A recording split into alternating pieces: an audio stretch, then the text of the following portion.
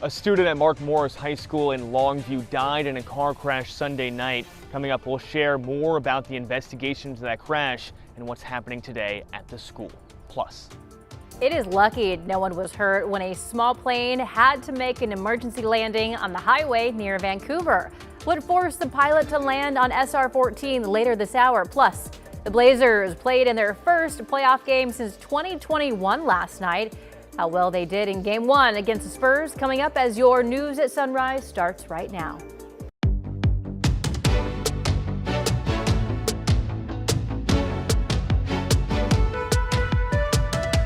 Good morning and thank you for joining us on your Monday. I'm China Green. It's feeling very Monday as I'm the only one here at the desk. But I do have my boys with me, Rod Hill, Chris McGinnis, looking at the traffic and weather this morning. Good morning. If you need to get out, go stretch your legs. Chris and I are here. We will take over the show if need be, China. Thank you so much. So take some of the pressure off. Here's our Astoria column camera. I love it this time of the morning when it's starting to get daylight. You can see the column illuminated with the lights. It is cloudy up in Astoria and really much of our region, including Portland. 48 is the temperature there. Clouds out over the Dalles as well, so it gives you an idea of how widespread the cloud cover is. As we look at the Columbia River, 48 degrees. Not much wind out there. Here are the clouds over downtown, and we're at 52, so it's a pretty comfortable start to the day. Generally, we will be dry through the afternoon hours, 64 degrees at noon, 70 at 5 o'clock. There is a shower threat that starts as early as 5, but the better chance of rain I think comes later this evening. We'll get more into rain talk coming up shortly. For now, here's Chris. Rain talk. All right, let's get to it. Let's get you out the door. We'll start off in the Rose Quarter, I-5 southbound traffic. We had some earlier road work there that has wrapped up, so good news there. Meanwhile, we take you live to the Broadway Bridge. Photojournalist Eric Patterson's manning the wheel of Drive 8. And yeah, after the weekend closure, the bridge is wide open again. In fact, really wide open. Like, Eric's the only one on the bridge right now. So good news there. We have reopened that bridge after the weekend closure. South side of town, I-5 through the 205 interchange. That looks pretty good as well. China, so far, no freeway trouble out there just yet. We're off to a good start. Thank you, Chris. In national headlines this morning, 8 children are dead after a shooting in Louisiana. Authorities describe the shooting as a domestic violence incident. They say the suspect shot and killed 8 children between 3 and 11 years old. The suspect also shot and seriously injured his wife and a woman who's believed to be his girlfriend before driving off in a stolen vehicle. Police later caught up to the suspect and killed him. Officials say 7 of the 8 children killed were the suspect's kids. The other was a child's cousin. It's the nation's deadliest shooting since January 2024. In Cowlitz County, police are investigating a crash that killed an 18-year-old high school student. Investigators believe alcohol was involved. Sunrise reporter Thomas Schultz joins us live from Mark Morris High School in Longview. Thomas, what else do we know here? well, China, around 8 o'clock last night, deputies with Cowlitz County Sheriff's Office responded to that crash scene at the intersection of Rose Valley Road and Maranatha Road. That's a gravel roadway near Kelso. Once deputies arrived to that intersection, they found a teenager named Eldon Ragsdale trapped underneath the car. He was pronounced dead at the scene. Investigators determined he was not wearing a seatbelt. Ragsdale was a senior at Mark Morris High School here in Longview. 3 other people were also in the car. They were all taken to the hospital. Authorities say the vehicle was being driven by a 19-year-old.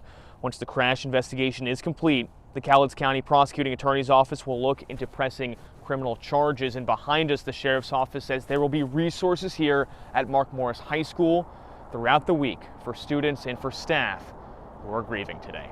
China. Our Thomas Schultz reporting live this morning. Thank you, Thomas.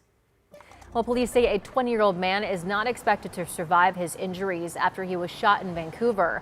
Around 2:20 Saturday morning, Vancouver police were called to a parking lot of Southeast 118th Avenue and Mill Plain Boulevard. That's where they found the victim, but say the suspect had already left. Detectives are asking for any witnesses to share what they know, including any video evidence at or near the shooting scene. People at a Salem church were asked to shelter in place Sunday morning while police responded to a suspicious package. It was reported in the area of 4th Street Northeast and Channing just before 8:30 while the church was holding services. Streets in the surrounding area were closed for 3 hours while bomb experts investigated. They confirmed the package did not contain any explosives. Police are now looking into who left the package. Well, new this morning, a portion of the Clatsop Loop Trail at Ecolva State Park has been closed because of ongoing slope failure. Oregon State Park says the portion of the trail is actively collapsing and has completely eroded into the ocean.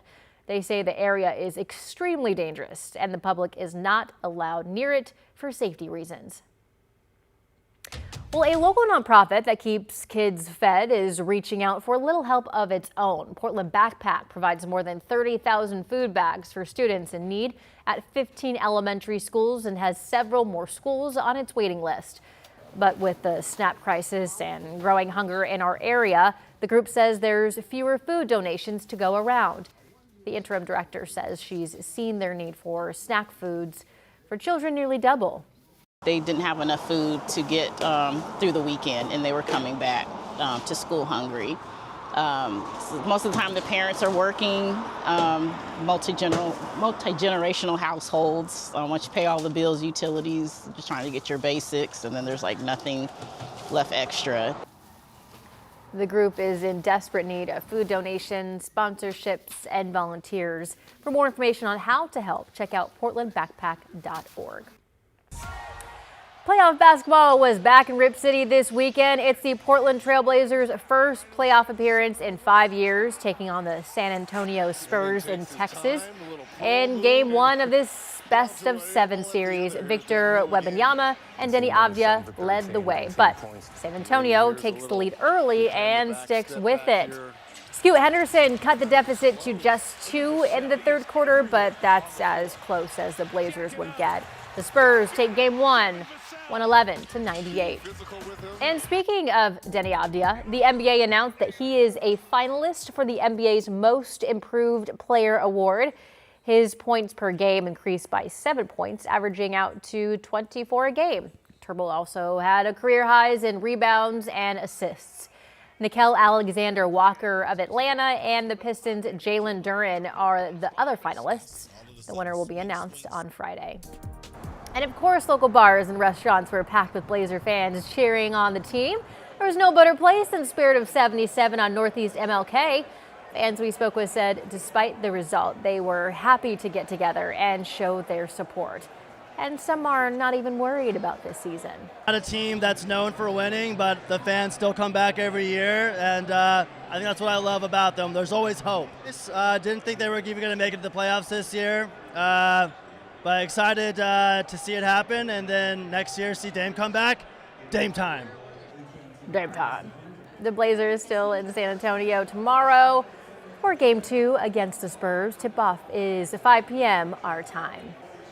A lot of excitement there. All right, we got some weather to talk about, Rod Hill. We do. Not a bad week coming up. We do have our first rain chance as early as about 5 this afternoon, a much better chance this evening, and then we are expecting some rain overnight tonight, all tied to this upper level low. Once we get the first raindrops coming in, maybe not until overnight tonight, we'll be in this showery weather pattern tomorrow and on Wednesday, and then that is probably it for the week as we'll go back to dry weather on Thursday. The upper level low we're looking at offshore right now will track mainly the center of it across Oregon and Nevada, but nearing the Oregon border, and it will continue to throw clouds and showers from south to north up our region. We've seen a lot of this the last, month plus, right? These systems coming in mainly to our south, and we get everything moving from south to north up into the area. It's a dry morning. We do have cloudy skies. Here's the reserve golf course from the Explorer Tualatin Valley camera out there working on the greens. It's going to be a beautiful day in terms of pleasantness, if you will, to be out working or playing. Again, we're looking for a generally dry day with a lot of clouds, and maybe we'll get some filtered sun at times. It's not cold out. It's 53. The fact that we're coming off mid-70s yesterday, and then we had cloudiness overnight. Battlegrounds of 49, but everybody else on this map is holding in the 50s. Estacada 49. There's Corvallis 48, and everybody else on this map is holding in the 50s. 50 degrees out in McMinnville this morning. Good morning to you. All right, so the afternoon map. There is a threat late day. Some showers starting to pop up toward the Cascades and maybe even as early as 5 o'clock into Portland. But generally, this looks to be pretty dry with sunshine out across far eastern Oregon, where it'll be in the 70s from Pendleton back into Burns. But the rest of us, anything from cloudy to maybe some filtered sunshine at times. And temperatures that in Portland could get up to 71. If we never get filtered sun, we may hold closer to 67 or 68, but a pretty good day. There's the showery, cooler weather on Tuesday and Wednesday, then back to dry on Thursday and into the weekend. And that is your update. China?